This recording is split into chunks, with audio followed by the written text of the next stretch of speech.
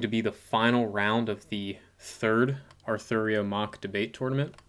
We will be deciding the champion based off of this debate, so very exciting. We have Jacob here. We have Skyedance. Jacob's going to be taking the position that gender should be abolished. Skyedance is taking the opposition. As always, when will be decided upon who concedes. No one concedes. Put it to a voting poll in which you, the audience, can decide who won the debate. You guys will have an hour for this final debate. You can get started. Okay. Do you want to go first or should I? It would be up to you. I guess, gender exists in our society, so I will make a positive case for it to be abolished. Do you want me to sort of try to make that case and you can attack it? I think that's good because I think defining what you mean by abolishing it is very important. So yeah, go ahead. Okay, great. So I don't propose any kind of, immediate change tomorrow. I think, how these things come about may be difficult, maybe require years of history. I simply wish to present a point of view that shows the harms behind gender roles, gender stereotypes, and shows a reasonable, I think, path forward and a sort of analysis of these harms. And sort of the conclusions that we draw may be a little bit surprising, but I think certainly our premises should definitely be agreed upon. And yeah, I don't think the view I present is too difficult to understand. So first of all, there are gender roles which exist in our society. If I asked you to say what is a man and what is a woman, certain things would come to mind. Now, there might be certain biological facts that might spring into your head. I'll say they're right or wrong, but these things would come up, and you'd say, women have wombs and men have penises, and women have breasts and men have beards, and you can go down the list all the way to saying that boys are blue and girls are pink, and men have drive sports cars, and women drive minivans because they're soccer moms. We have all sorts of gender stereotypes in our society, and these gender stereotypes prove harmful in a number of ways. We can all think of being kids, being teased in some way that we didn't live up to some ideal of our gender. Perhaps we had long hair. Perhaps we weren't good at sports. Perhaps we were good at sports and had long hair or had short hair. These kind of stereotypes are harmful and begin as kids, but they don't end there. They end in things like workplace harassment, things like the gender pay gap, things like sexual violence, things like the entire structure of patriarchy. One could say that has existed, and is sort of, to the best of our efforts, still an inevitable part of society, at least so far. And I would argue, as long as gender roles and stereotypes of this kind exist, will be. I would maybe propose like a different way that we could do that, but that might be something we could talk about maybe a little bit later into the conversation. But for now, I'd just like to present this argument that gender stereotypes are hurtful, they harm, and I think we can move to a place where little boys can play with Barbie dolls, and little girls can have short hair and hang with boys, and we don't have to ostracize people for it. We don't need to put people into boxes. Would you agree with that? So I'm going to make an important distinction here between the expectations or stereotypes of gender and gender itself. And I think that's a very important separation to make because the expectations of gender are changing and have always been changing. That's something that will always be fluid, and it doesn't mean that gender itself doesn't exist just because those aspects of it, such as the color pink, which I'm sure everybody kind of famously knows used to be a quote unquote boy's color, those things changing doesn't mean that gender itself isn't an aspect of human life, human society, biologically and socially. Um, so I'm going to actually go with the stance that you couldn't abolish the concept of gender even if you tried to, because it's just so fundamentally tied to our biology and our physical aspects that it's going to be an inherent aspect of human society no matter what, even if you did try to get rid of it and be more neutral about it. Um, so Can I ask you sort of just to maybe clarify what you mean there? So, there have been other societies with other arrangements of gender, right? There are, Native American conceptions of people who are two-spirited. There are, in Pakistan, I think there are other conceptions of gender. Um, Yeah, in so, fact, I think concepts like two-spirited and especially the concept of something like transgender is very binary. In fact, the word two and the trans terms male to female or female to male are binary inherently. And trans people are, I think, one of the best examples for why gender isn't just a social construct and can't just be changed with social changes. If it so was I would push back there a little bit, because transgender is sort of an umbrella term, which would include people that are non-binary. I did try to look up statistics on non-binary versus trans people and what percentage of the population it is. I couldn't really find a lot. It seems to be less than 1% either way. So we're talking about greater than 99% of the population does identify as binary. Um, so one of the reasons I think that transgender people are a great example of why gender is not a social construct is because a transgender person, let's take somebody born male, they, as soon as they are swaddled in a blue blanket and put in front of male toys and raised thinking that they're male with a male name and all of those social expectations involved, that doesn't pressure them or push them towards identifying as male. And they're, as soon as they start to even think about it from as early as 8 or 9 years old in some cases, they start to feel like that identification is wrong. And so there's something biological going on there that those social pressures aren't having an influence on. Right. I wouldn't speak to why people are trans, but I wouldn't say that, it would be, we could know for a fact that these things are biological. I think that's a claim that you kind of make a little bit too quickly. But I would point to the fact that trans people are some of the people that are most affected by our strict notions of gender. And I know you tried to sort of make the distinction between maybe gender per se and gender stereotypes. But I think when it breaks down to it, we can't make this distinction so easily. So trans people are, you know, are, the part of the discrimination that they face from society is that they don't fit into things that are traditionally masculine, traditionally feminine, right? That they do things that are, you know, that don't fit the gender stereotype. And we can look at how, these stereotypes emerged. And, as I mentioned, they're sort of historical. We can look at how gender stereotypes and any method of categorization is also going to be a method of sort of social control. So with these stereotypes comes a hierarchy. If they're not simply like neutral roles, but we have there is the man who is dominant, he is the master in this relationship, and the woman is the slave. They are the lesser. They are the one to stay home and take care of the kids while the man is, out. So on the prowl. So it's Now, not can I pause you right there real quick, because that's sure. more of a cultural thing. There have definitely been cultures where there's a matriarch in position. So having a binary split doesn't necessarily mean that women become slaves. Sure, I would agree that there are matriarchies certainly, and I would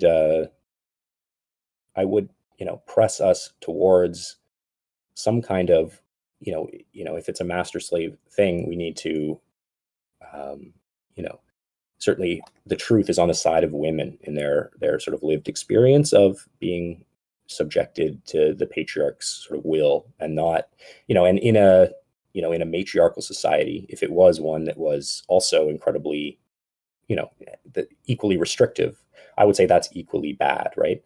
So the fact that we are in a historical place where men are in charge doesn't say whether that having some kind of gender-based hierarchy is good or bad. Like, it would be equally bad if the women were, dominating society. So what Uh, I would seek, much like Marx would try to say that the proletariat should overcome the bourgeoisie and establish a classless society. I think that women should, through sexual liberation, should overcome the patriarchy and establish like a genderless society, or at least one where, I think we can both admit that once you get rid of patriarchy and get rid of this hierarchy, we don't know what gender will look like then. We don't know. We can't assume this is the natural way that genders just form, right? And once this is overthrown, once this hierarchy is overthrown, what will emerge will be a more free expression of people's desire and play with, their identity. Because what we need to remember is that identities are not set in stone. They change, they morph, they are sort of like a mirage. Yes, they could be said to exist in the mind's eye, but they're not real. They don't have any heft to them. And so in terms of gender identity, we have to encourage people's free play and not their subscription to gender categories. I agree with that. I don't think that having gender abolishes that. I think that over history, even under a patriarchy, we've seen aspects of gender change, like the identification of pink with boys over to girls. And that fluidity doesn't mean that gender needs to be abolished, though, or that we can't have differences between men and women that are reflected sociologically or psychologically. Um, Sure, so I want sure. to know. I don't have a problem with, I would admit these differences shift, but what is consistent there is difference itself. This idea that boys are like this and girls are like that. Do you Uh, think that there is no difference between boys and girls? I think that in terms of gender, that these notions are incredibly subjectively and historically determined. That we have no knowledge of what boys and girls would be like without them being raised by their parents, right, and born into certain societies. And to say like a boy raised by wolves or like raised in a black box, like that would be equally traumatizing. Like that would be horrible. Well, So we don't want to do that, but we want to not force people down one lane. It's what sort we of like Democrat and Republican, right? Like because of that binary split, some of the sort of like what issue ends up on what side is like so arbitrary and like seems contradictory. Like you have to support, you're like pro-life, but you're also like pro-death penalty. But then, and these things seem like they should be opposed.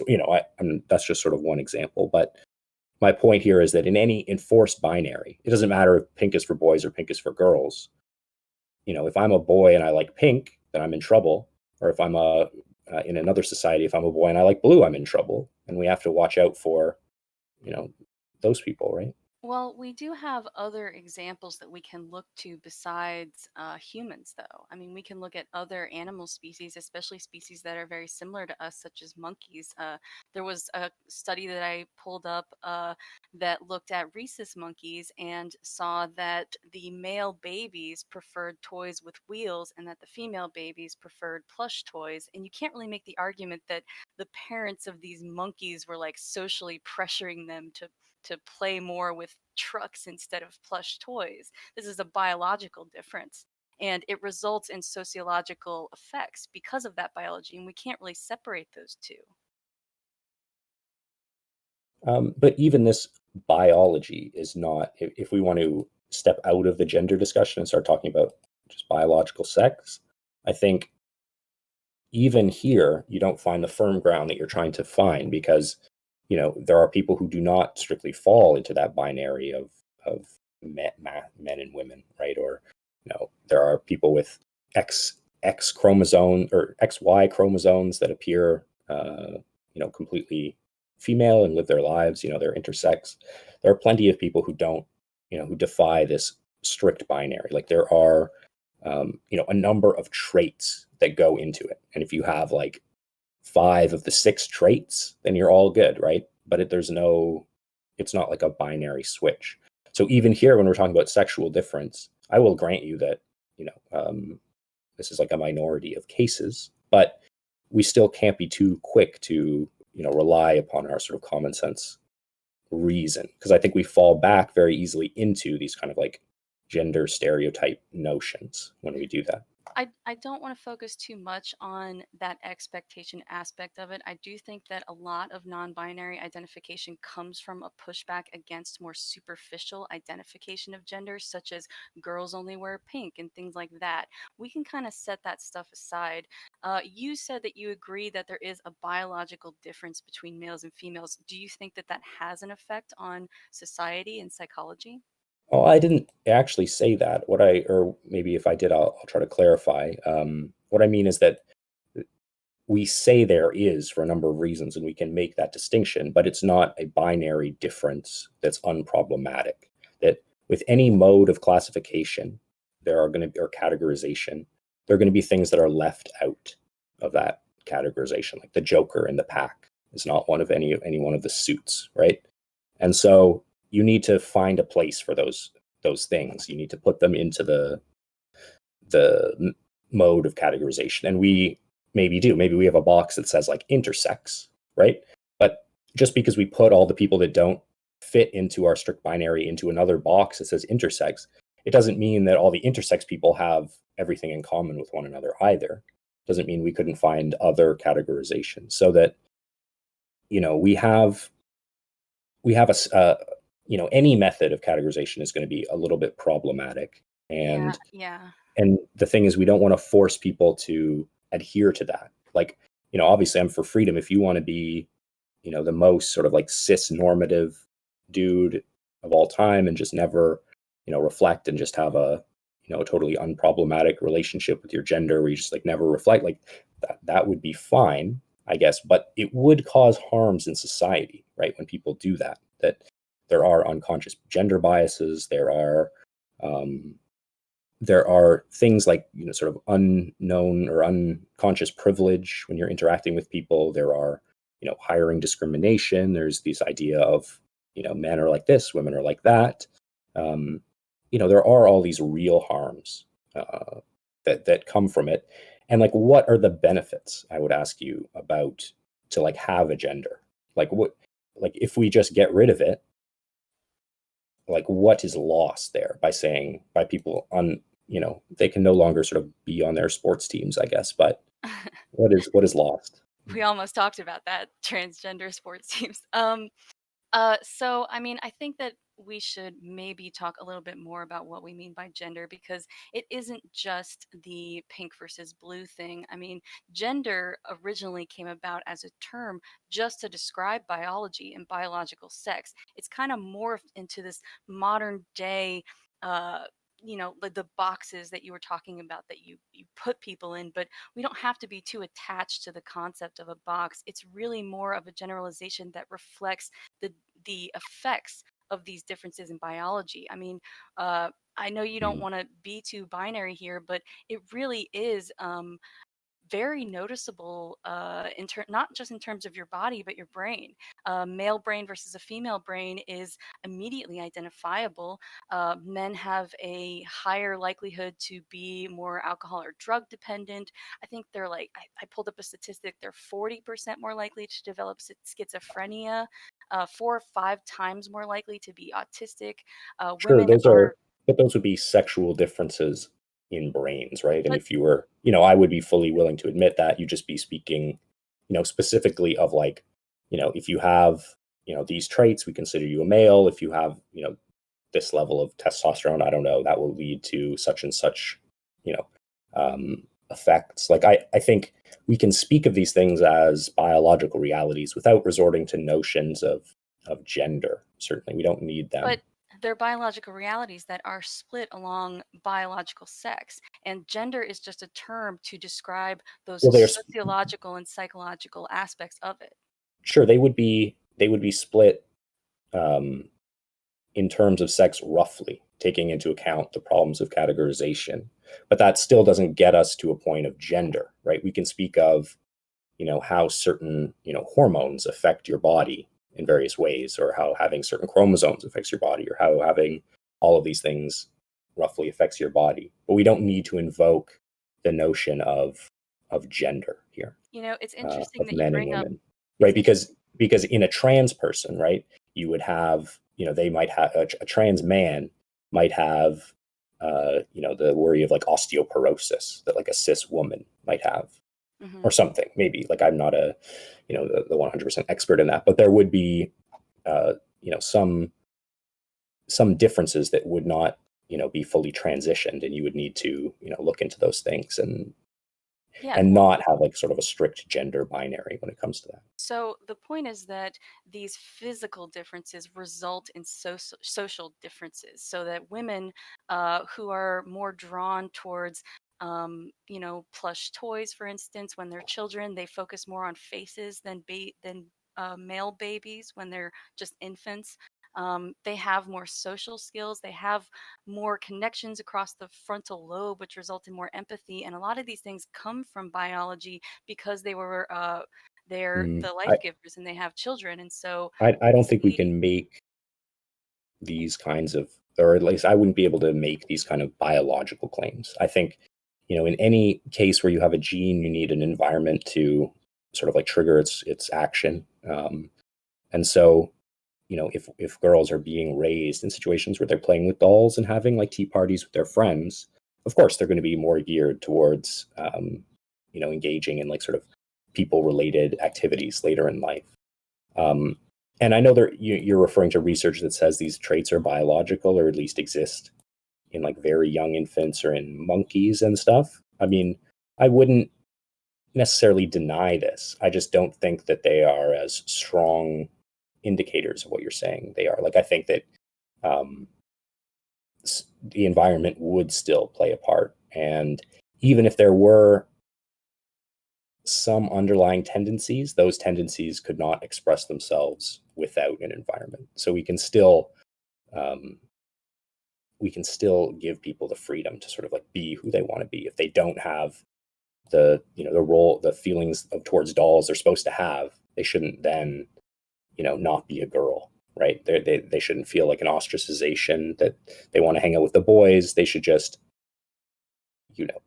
freely operate in that spectrum there. We shouldn't push people towards sort of extremes. And I think that's, um, I did sort of look up a little bit of, um, to try to identify my argument and sort of center it in some, I guess, some just like bullshit psychoanalysis theory stuff. But I think it provides a good foundation here. If you want to sort of define these gender roles, we're talking about identity. So I would put it to you that your identity is sort of like your ego. It is this mirror image that you see yourself as. It is not quite you, and it is constructed by your social roles and constructed by your place in society, and it's constructed by your language, and it's constructed by any number of things. And, it tells different things to men and women. Roughly for men, it says, be like John Wayne, but you can never be John Wayne. Be the masculine ideal. You can never be the masculine ideal. And for women, it says, be Mother Teresa, be Marilyn Monroe. right. So this is part of why I really wanted to lead with separating the gender expectations from the concept of gender itself, because that expectation to be like John Wayne is something that I would agree with you needs to go. And I don't think that that leaving erases the concept of gender. And I don't think tying those two things together is even healthy, because we can look at the separation of men and women in a healthy way. I say we embrace our So, differences. so if you agree with me, sort of like these things should go, what is your notion of like a purified gender? What exists of that is still gender after we've gotten rid of these things? Well, these things are really more cultural than anything else. So that's part of why I think we shouldn't tie them to gender. And I think that it's something that will But just naturally evolve as our culture evolves. It's not something. sure, but I would say that gender is, almost entirely cultural. It's a social role that we take on and act out. Um, If it was entirely cultural, then why is it that a trans man being raised a man ends up identifying as a woman? What is the piece there that they're culturally not fitting in with that male role. What happens there? So there have been a few notions of sort of like what trans is within this sort of psychoanalytic argument that I was laying out. One that I think you maybe are, anyway, one is that there's a misidentification. So you have this idea that, you know, your ego is not what it should be. You know, you see yourself as a woman, but there's this disjunct. You have a, you know, gender dysphoria sort of thing. Your identity doesn't match up with your body. With how you feel. Yeah. And that, you know, but this argument has a bad sort of tendency to sort of go with like, well, trans people should just get over it then, and just kind of like, you know, the ego is fake anyway. Let's just like move away. And I wouldn't say that most trans people really suffer from that, because I don't think most trans people think that they are, you know, they feel like a woman, but they don't think they're a biological woman. If they, you know, if they're a trans woman, they're not, you know, they know what the process is. And so what we need to see is that it should just be a free play of like, people should just be freely allowed to express themselves and identify, you know, however they'd like, right? And we shouldn't put people into roles. We shouldn't say you must be this because you were born and identified, you know, the doctor at birth said you were this. You had 4 out of 6 or 7 qualities, so you were assigned this. What we Right. need to do is give people the space and the freedom. And I don't think there's a disagreement there, right? Yeah, I agree with you. I think that there should be more freedom to express however you want to.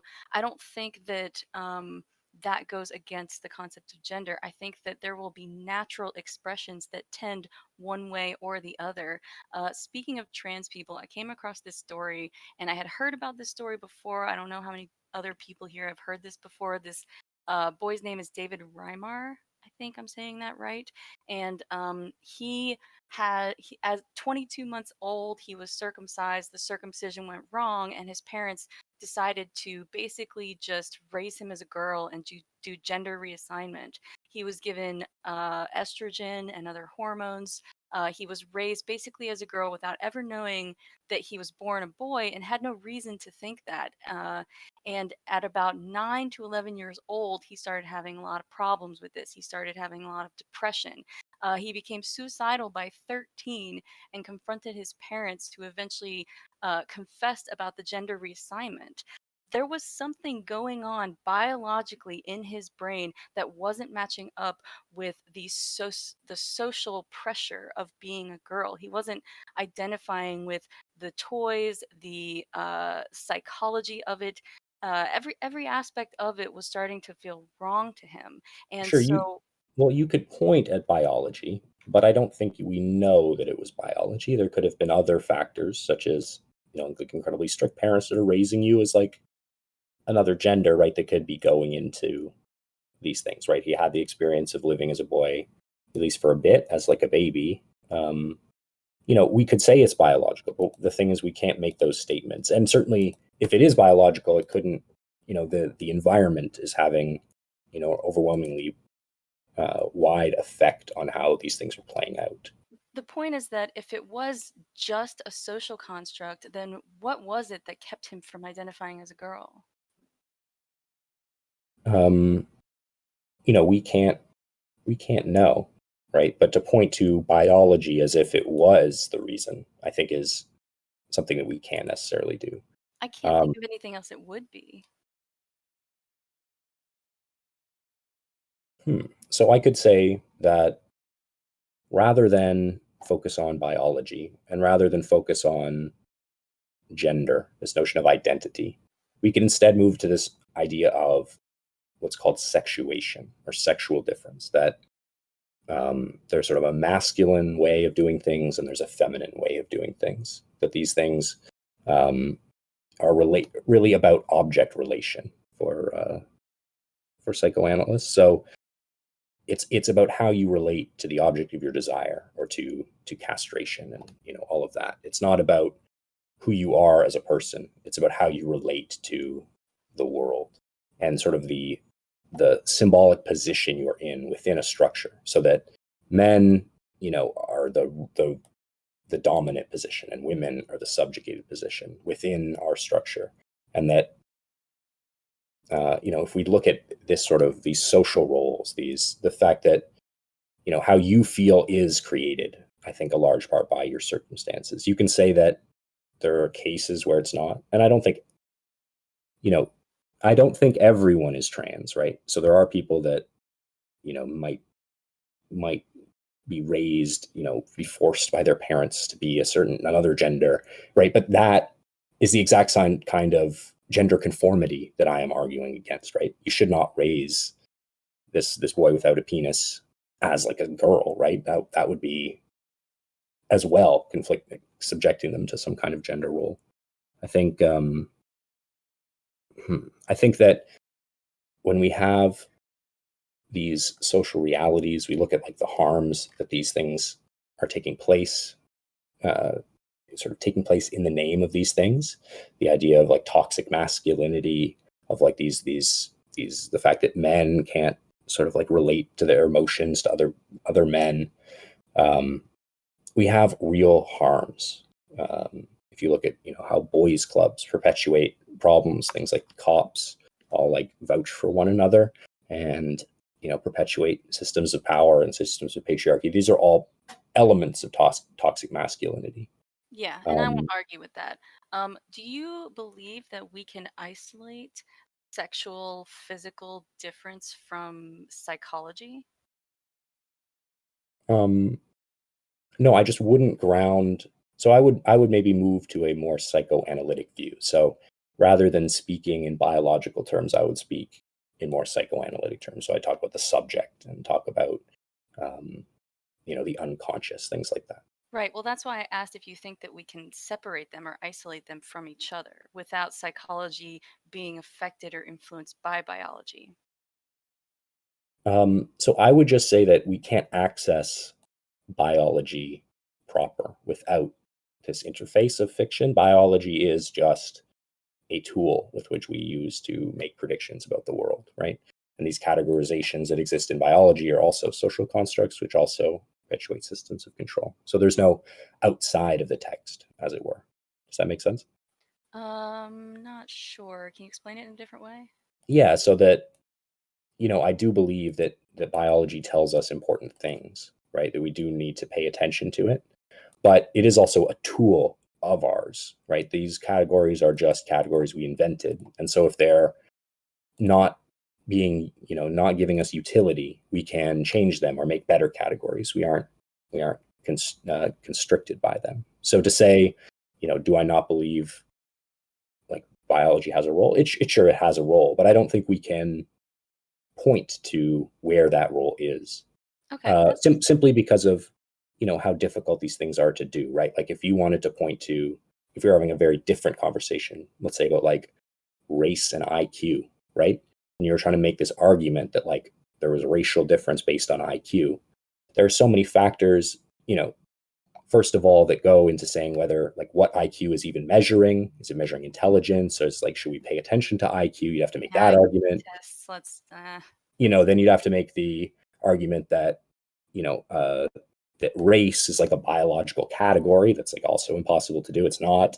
And then like after those two impossible arguments, then we'd like to have the actual argument. So what I'm saying is like, I don't think that these things are as simple as that. I think we have a common sense notion of how these things work, but that common sense notion is just 100% determined by the same kind of social stereotypes and like ideas. Like we can't distinguish what is like the biological reality of like, oh no, boys just are this way, having testosterone is this way.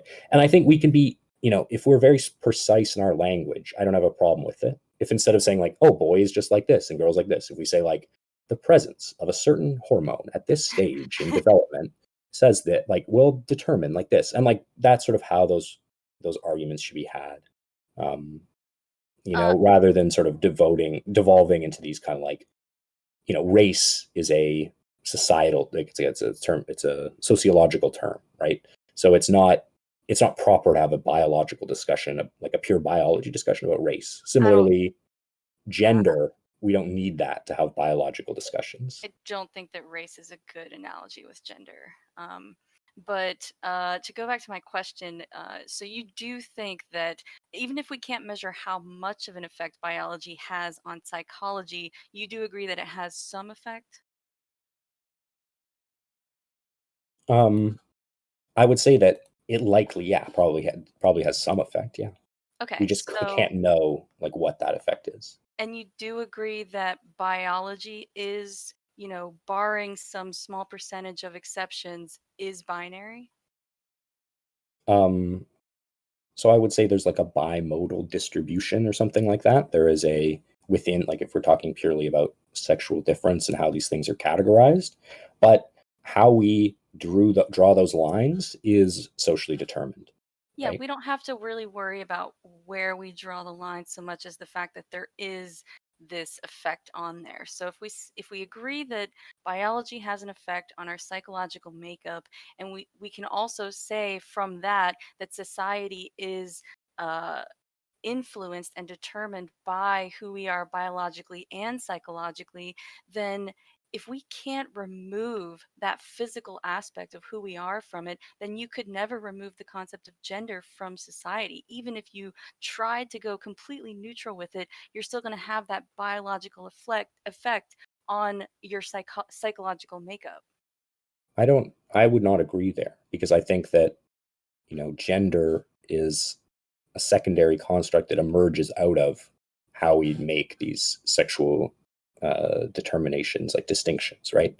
So if we had a society um, where we categorize things differently, we instead of having these 7 traits make you a girl, it was these 8 traits, and you have to have all of them. We would exist in a different situation, in which gender would form differently.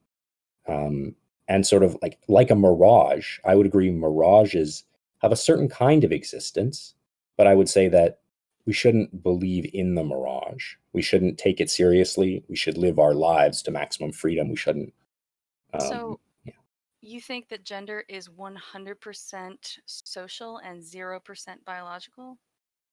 Yes, gender is. It's a social performance, a social role, something that's acted out. And It's yet you even a said, psychological self-conception, but those things can't exist outside of a social construct or uh, context. but you did agree earlier that psychology is not 100% social, and it does have some percentage of a biological influence, right? Um, I would say that we can't know, right? So I think there likely is some biological influence, but we can't know what that influence is. Right. We don't All need we to can in order to say that there is one. Sure. And I don't think we can even say there is one. We would just say there likely could be, or like there likely is one. So you But think it's even those biological influences can't exist without social context, without the environment which they express themselves, right? right? So Yeah, if I you don't have a think we can trait separate that's them. never given the chance to express itself because you're not in that environment, then you simply won't have, the biology won't play a role, right? So that the environment was the determining factor. But I wouldn't say, I wouldn't argue a complete socially determinist position 100%. Like I think, So there is some percentage that is biologically determined. sure, but I wouldn't say that in itself can be captured adequately by our notions of gender or That's any fine. notions of gender. Like, That's fine. I think we're getting somewhere though, because we can both agree that biology does play some role, even if we don't know what role it does play in our psychological makeup and our identity of ourselves. Correct?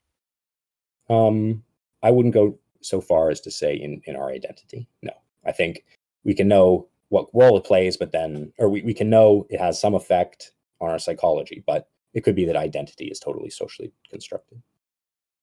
Okay, so are you separating identity from psychology?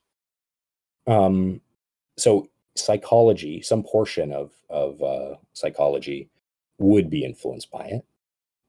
But we don't know if that portion of psychology is the portion that covers identity. Like I'm talking about psychoanalysis, which would be able to explain these things without recourse to biology, just in terms of um, things like the mirror stage, things like a developmental theory. Could you elaborate? So, yeah, okay. So this will give us, yeah. So every baby reaches a certain stage called the mirror stage, where they sort of are able to recognize themselves in a mirror.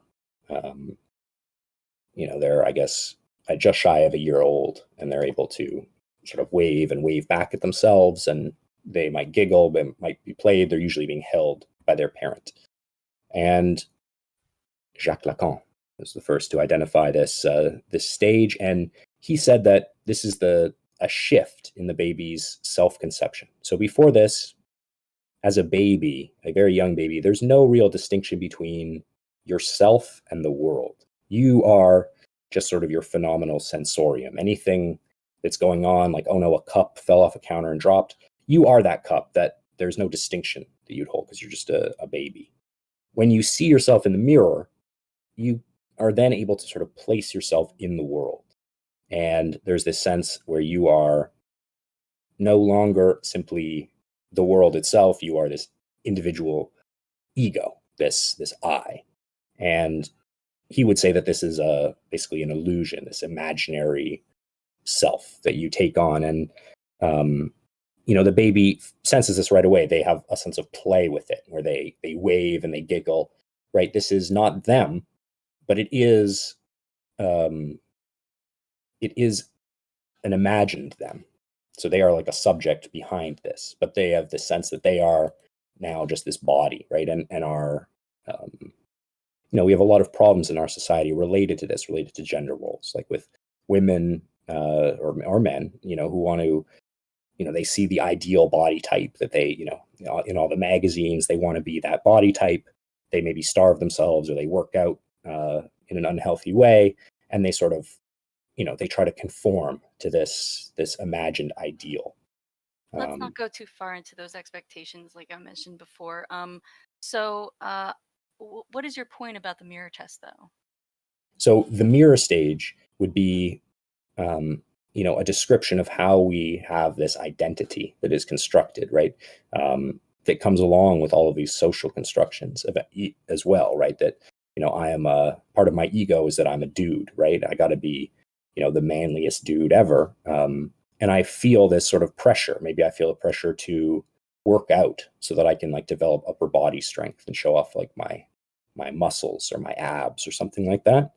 And this is a notion of how identity is constructed that does not involve biology. There's no reference to what men naturally are, or in a complete state of nature, as if we could detach ourselves from society. All we can do is sort of reflect on this, these notions that have been handed to us, I guess. What about the study that I brought up about the rhesus monkeys? I mean, they don't have that same social influence on these babies that do. Well, sure they would, right? I think.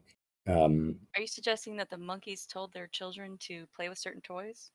No, but the monkeys would have certain ways of raising their children that would distinguish between their genders, right? I believe, wouldn't they? I mean, from what I understand of the study, and I just did a quick, brief summary of it, there wasn't really anybody telling certain baby monkeys to play with these toys or that. They were kind of given the choice, and males tended to play more with the trucks, and females tended to play more with the plush toys, which they Sure, but they go home to. to their monkey home at night, right? And there are different roles. Like there's a hierarchy of like strength based on like, like if you look at like kittens feeding, right? There's always like a runt of the litter. There's like the weakest one is going to be the one that like feeds the least, and because it feeds the least, it's going to be like skinniest, and that's going to like exacerbate itself. So Okay, even in these situations, there's going to be some kind of like contest, some kind of social arrangement. so you're saying that there's something culturally that the parents are influencing these baby monkeys to pick one over the other? Sure, yeah, at least some portion of that you would allow you to not easily distinguish like a biological truth Okay, from that. let's So we let's couldn't say whether it was a cultural thing or a biological thing. You could find another troop of monkeys that behaved differently, for example. I mean, I've sure they've done more than one of these studies. Let's do perhaps a psychological kind of experiment of our own then. Let's take kind of a thought experiment of, let's say that we were able to raise male babies and female babies in a way where there was absolutely no cultural influence whatsoever determining which way they grew and which tendencies they had. So we were able to isolate and separate any kind of cultural or Sure. sociological differences. Do you think that Great. there would Yeah. still be gender tendencies between that were different between the male babies and female babies? Um, so I think that there may be differences that exist, real differences, but how we determined what those differences were, where we drew the lines, what we considered a boy chimp, a girl chimp, those things would be socially constructed.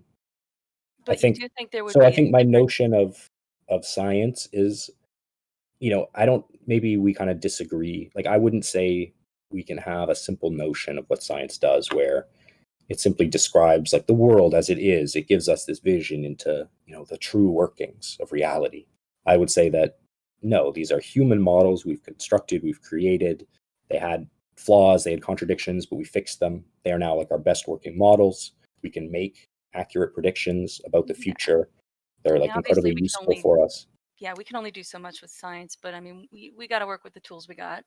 Yeah, So yeah, would absolutely. you say that there would be a difference between the males and females, leaving gender out, leaving society out? There would still be behavioral or psychological differences as they grew up isolated from those other influences. Sure. Okay. But where we drew those distinctions would would itself be determinant of what those distinctions were, right? So we would have, a number of differences just across the spectrum, right? There's some chimps that like this, some chimps like this, and then how we parse that data, right, is going to be a little bit reductive. So that you know what we're doing is we're saying like if you have 5 out of 7 of these traits, you are a girl chimp. You explain you did this behavior. Okay. You have 6 of these 7 traits. You are a boy chimp. Okay, you did this behavior. And so, it's easy and perhaps useful for us to do some kind of shorthand here, but we shouldn't be in confusion with the reality of this shorthand. We're just doing shorthand for what are sort of like complex sexual differences that do have, yes, like a bimodal distribution, but aren't as simple as, these terms don't have reality to them. They have use for us to describe. Does that make sense? Yeah, I mean, I guess you could say that about really any words, though. They're just referencing the things that we're talking Sure. about. Sure. Um, So if they just are useful and just are providing us utility, if they're not providing us utility, we can abolish them. We can just fucking get rid of them and get some new words, right? well, would you be okay with doing that then with gender instead of trying to get rid of it entirely, just getting rid of the aspects of it that are more toxic to our culture or holding us back or are not related to things like biology, but just, So I would say patriarchy? that, so I think we can definitely agree that that's a great place to start. But I think that inherently any categorization is going to draw power distinctions. And that, if you look at gender, it's not simply a matter of like a neutral distinction. It's a matter of a master slave. It's like, That's this more of a master has his essence only through the slave, and the slave, like, there's a relationship here, and it's not a happy relationship. But that's And more of a so, human trait, though. I mean, there were surely female slave owners who had males as slaves. sure, but when you have a free society, you abolish masters and slaves, right? When Yeah, you but have a the genderless tying that to society, gender is misleading though, because it's not tied to gender. It's really just more of a human thing. The craving for power and exertion of power over others hmm, is but reflected in gender and in patriarchy, but isn't tied to it necessarily. right, I would agree that all modes of categorization are outbreaks of power. That any attempt for the human to categorize and understand the world will reflect his social role, his social desires, and the hierarchies that that he favors, right? And often in like a sort of self-serving way. But I think that, in the case of men and women, we need to look at, this oppression, this history of oppression that's taken place, that we're still as a society not over, right? Like we can't take our progress for granted. Well, there are And we need, some. go ahead. Go ahead. Well, there are some differences that result in power differences that you really couldn't get rid of, such as muscle mass. There are very well muscled women, but naturally, biologically, males will always typically be stronger, and that's not something you can get rid of sociologically. So there's always going to be some kind of power imbalance. Women are better in terms of social interaction, so they would be more quote unquote powerful in that way. Sure, but and I would agree that as our society has moved to be more like dependent on technology, to be less relying on like physical strength, that's given and there've been advances in technology that's given More equality. more chances for more equality. But I think that as we move forward, we ought to push this. We ought to push for these kind of freedoms, and that when you have the overturning of like men and women, you're not going to have men and women like you did before, right? It's going to be different, and we're going to have to reimagine our roles and how we relate to each other. And I think looking at the work of Jacques Lacan, we have some work to do, because it seems like we're always sort of misunderstanding each other. We're always missing each other because of our constructed social places. We're looking for different things in one another. We're using each other instead of having like a relationship or something. And I think it really comes forward in like sort of toxic masculinity, with this idea of like the man as a macho man that must can't show negative emotion, that is always seeking to dominate the situation, to be the alpha, to be and we can look at World War One, right, as an outbreak of just that, right? It was a bunch of men who, after 100 years of no war, they were all had nice shiny brass buckles on their uniforms and were ready to go to war. They wanted to fight and prove themselves as men, right? And that that led to their mass slaughter and extinction, right? And the terror that followed. And if we look now, I hate to do this, gamers present, but you look at video games, right? I mean, I play video games, but every video game is like, kill, destroy, dominate. It's you getting like called like a number of slurs by like some kid in Iowa. And like, it is this sort of very like toxic male atmosphere, at least in a certain aspect. And I think we need to, I don't think these are positive things. We don't need to have like a boys club to say like our bad words in. We need to just, like everyone needs to be able to say a bad word occasionally. And we shouldn't exclude, we shouldn't exclude girls from that. We shouldn't feel like threatened by that. And we shouldn't, all buy into sort of a culture of war and violence that looks down upon, feminine traits, I think.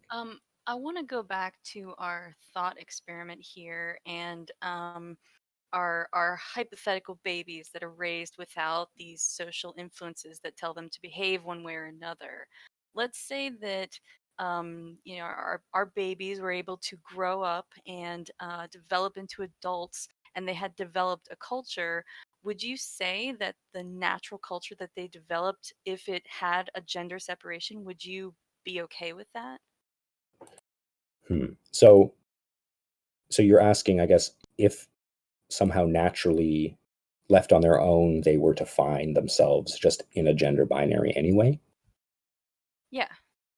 Um, And I'll even do you one yeah, better. Let's say that's that fine. there weren't any, toxic quote unquote aspects of that gender that were reflected in this culture. It was all, differences, but healthy differences that were embraced by the culture and had naturally occurred from them being raised in this isolated thought experiment of ours. Um, Perhaps, yeah, I would say that perhaps in a world without any culture. If in a vacuum we were all just these biological beings, living our true selves, and our true self just happened to be that we were like a macho man. We were just living that dream. We just happened to really like lifting. That could exist, right? Okay. But So that world doesn't exist. well, I think what this thought experiment highlights is that it isn't really quite the problem of gender so much as the expectations that become toxic to the society that result from that split that you have a problem with. Is that right? Um, no, I think that inherent in the distinction is a problematic element, and that we ought not to be, because of the cultural elements. So in a cultural world, the distinction does have problematic elements, and so we would in fact be obligated to reduce the harms caused from these things. So I guess my point to you, to sort of return the birdie or whatever, our badminton game, is uh I don't think like once you've gotten rid of all of the social notions of gender, but like the performative notions, the cultural notions, the social roles, the et cetera, stereotypes, there's nothing left there of gender. There's no there. All you have are those roles. So I don't think you can demonstrate like a purified notion of gender that's worth hanging on to. Okay. So you don't. So if in our thought experiment, you don't think that the concept of gender would happen naturally then? Right. In a purely biological world, there would be no conception of gender. We would just be like animals doing our things. Okay. And if our thought experiment society did have a notion of gender, but there weren't any of those negative toxic aspects of it, would you be okay with that? Okay, let me I think I did misspeak. So I would say that even animals do have environments and cultures. So if in a purely biological state, we wouldn't even be animals. Um, Yeah, I thought about going there, but yeah. So we wouldn't even be animals. So would there be a problematic aspect in this purely biological society of dividing things up this way? I just don't think you could, because you wouldn't. These are social roles and are social functions. Like, what is gender apart from those things? well, I would say that it is intrinsically tied to biology, and so I'm not sure that you can get rid of it because it is just an expression of the effects that biology has on our psychology, and that Mhm. psychology is then Is expressed into society. but is it but where is it biologically? Like, I can say like the knee is like a biological thing. I can point to my knee, but I I can't don't point to gender. I don't think I need to point to it in order to say that it's there, though I think there are studies that do point to it, such as male aggressiveness and female empathy. So you would say, like, I'm trying to sort of imagine your position. So where, like, is it a change in the brain? Like you said, there's a difference between male and female brains. Is that Yeah. your position on gender? So I would Not say that, just the brain, but there's all sorts of physical differences, hormones, the body, the physical right, aspects of it, the brain. And right. so I think that if you did have our little isolated thought experiment culture, they would naturally develop that concept of gender because they would naturally have those biological differences which had a psychological effect. And we notice these differences. It's only human to do so. Hmm. Yeah, I would say that while we do imagine there to be a biological effect, and we can point to maybe certain ones, that where we draw the categories for these effects are totally culturally determined and are only based on sort of what is useful for us. So I would say, like, hopefully through adopting more utile concepts that move away from gender, move away from like a binary, I think we can make people's lives better. We can remove sexual discrimination from our Hmm. society. We can, uh, remove the fact that women must raise kids and men must work, right? Something that puts undue burdens on both.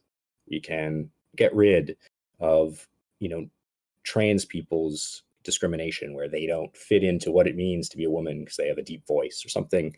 Uh, you know, we can get rid of that. We can get Right. rid of uh, of This So this the was kind of the point of my thought experiment question was, let's say that we had a society that had gotten rid of those things, but still did have a concept of gender based on other differences that weren't considered toxic. Would you be okay with that? right. And I would say, like, that that experiment, like the blue eye, brown eye experiment that they did, where like uh, this teacher in class started like basically discriminating against people with, I can't remember, like blue eyes, and then it led to this this sort of very interesting result I feel like I've heard of this, yeah. where like kids were actually very willing to like go along with this discrimination because like especially if they had brown eyes, it's like, we're the majority, we have brown eyes, like. So I think humans left to their own devices will always find differences to seize upon, right? So I don't think even in a genderless society there will be, like even in the future there will be like the people with the nanobots in their brains and the people without the nanobots, and there'll be like a hierarchy. But we do make progress along certain fronts. So we can say, like, okay, we've made progress along the gender front. Let's move to the nanobot front. Um, Do you think that differences are bad? no, I don't think inherently differences are bad. They are natural, but any distinction, any categorization is going to leave something out of those categories. Any attempt at categorization that tries to capture the whole field, I think, is bad. If you like if you admit in your categorization, like, okay, so that like most people are either men or women, but like there's this portion of people who aren't, Right. and like we can't properly categorize, like these are not precise categories, they're like sort of more like family resemblances where you have like 5 out of 7 traits or whatever. Like I think that's like a very good way to do it. So If you have to have categorization, otherwise you can't say anything. But you also don't want to have like one that's like, no, no, no, they're men and they're women, that's the whole field, we're done, right? That okay, would be very bad. if we had a culture that did have that little caveat to these categorizations, would you be acceptable of that then? So there we're talking about sexual difference, I think, like the categorizations of sexuality. In terms of gender, I think we can still say that your gender is a mirage. It is imaginary. Oh, what question am I dodging? I'm not entirely sure.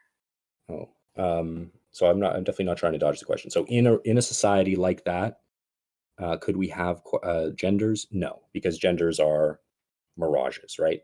And so any kind of harmful mirage we want to get rid of. Perhaps you could make an argument that it's like a completely neutral mirage. And in a society where, it's like you have this perfectly harmless mirage, um, should we let people do it? I think that okay, but such a society will never exist because mirages are always dangerous in Mhm. themselves. Okay. Well, it seems like it's time for closing statements. Yeah, You want to go first or should I? I would leave that up to you. I don't know who gets the benefit here, but just if you want me to just go, I will. If you want to go, Um, okay, I can go. I guess in closing, I think that and I think that you did sort of admit this a couple times, that there is a biological influence on our psychology, and that influence could be what we call n- now gender. That's the term that we're using, and that's what we're referencing when we say that. And that psychological influence has had an effect on how we've built our society. Some of those things are toxic and should be gotten rid of, but that doesn't mean that we have to get rid of the concept of gender as a whole, because that concept and those differences are not inherently bad. They're just different. And they're tied so much intrinsically to who we are biologically and psychologically that even trying to get rid of them simply wouldn't happen. Over 99% of the population on the entire planet identifies as one or the other comfortably without any problems with it. And people who don't often simply switch to the other gender instead of going non binary more often than being non binary or identifying in that way. I think that it is possible for us to get rid of a lot of these toxic expectations of gender without getting rid of the concept of gender itself, which I think we should celebrate, because I think it's important to celebrate our differences so that we can be more aware of them and use them to work on our strengths and play on our strengths to build a better society. Great. So I guess I just would take a little bit of issue with just some of the things you said in the closing statement. I know I'll just quickly do that because this is my closing statement, but I think it will help clarify our difference just in general. I think that you can say that a large swath of people live, quote unquote, unproblematically with their gender, but then at the same time admit that there are these harmful gender stereotypes that exist and do cause real harm, real damage, economic differences, and differences in violence. These things can't really be true at the same time. Either gender exists and is the source of violence and these things, or it doesn't exist. I think we can play with the idea that we could purify gender of all of these harmful cultural notions and have some kind of purely biological notion of gender. But to me, that is simply sex. Gender is a set of cultural notions. It is a set of behaviors and actions and stereotypes and roles that we are required to act out through social pressure. It will always be an outbreak of social domination and control, whether it's men against women, women against men, a third gender oppressing the other two genders, because we live in a future with three genders. We will always find these ways to control each other. And so we need to recognize that our identities are socially constructed and that they are an ego, something that is not us. We are not our genders. We have genders. We can play with our genders. We can have fun with our genders like a mirage or an illusion, but they are a fantasy. They don't exist. And I think we should move to a place where we take them all a lot less seriously in the future. Thank you.